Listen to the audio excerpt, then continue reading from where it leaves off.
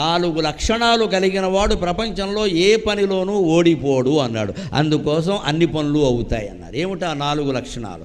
ధృతి, దృష్టి, మతి, దాక్ష్యం. ఇప్పటికి కూడా ఉపయోగించేవి ఈ 4. కాగితం మీద రాసుకుని మనలో ఉన్నాయా లేదా చూసుకోవాలి. ముందు ధృతి, ధైర్యం ఉండాలి. ప్రతిదానికి భయపడుతూ ఉంటే ఏ పని చెయ్యలేము. యథవ ప్రాణం ఎప్పుడైనా పోయేది. కొన్నింటికి తెగించాలి.